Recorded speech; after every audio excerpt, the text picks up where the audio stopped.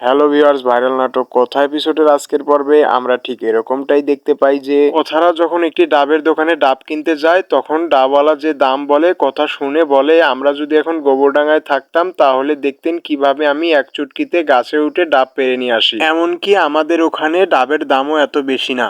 তখন অগ্নি কথাকে বলে যে আমি কি তোকে এমনি এমনি বলি, তুই বেশি পাকা। অগ্নিও কথা বলতে বলতে দেখতে পায় যে অঙ্কিত ও জুনি ডাব কিনে খেতে শুরু করে। তখন অগ্নি কথাকে বলে ওদের মধ্যে মনে হয় প্রেমটা হয়ে গেছে। এরপর অগ্নি কথাকে বলতে থাকে যে ওদের মধ্যে যে প্রেম ভালোবাসাটা হচ্ছে তা আমাদের মধ্যে কখনোই হবে না। তখন কথা বলে কেন হবে না, অবশ্যই হবে। এরপর সবার খিদে পেয়ে যায়, তাই সবাই মিলে একটি হোটেলে আসে খাবার খাওয়ার জন্য। তখন ওই হোটেলের খাবার অগ্নির পছন্দ হয় না। খাবার খেতে খেতে কথা লক্ষ্য করছিল চিত্রা জানি কার সাথে কথা বলছিল। এরপর কথা লক্ষ্য করে যে চিত্রাকে আবার জানিকে ফোন দেয়। তখন কথা মনে মনে ভাবতে থাকে যে ওনাকে নজরে নজরে রাখতে হবে। এরপর আমরা দেখতে পাই কথা কাউকে একটা ফোন দেয় আর বলে আপনি গিফটটা নিয়ে এখনই আমার কাছে চলে আসুন। সো ভিউয়ার্স, এই ছিল আজকের ভাইরাল নাটক কথা এপিসোডের মূল পর্ব। এই নাটকের নতুন নতুন পর্বগুলো পেতে আমাদের চ্যানেলটিকে অবশ্যই সাবস্ক্রাইব করে এবং একটি লাইক দিয়ে আমাদের পাশে থাকবেন। ধন্যবাদ।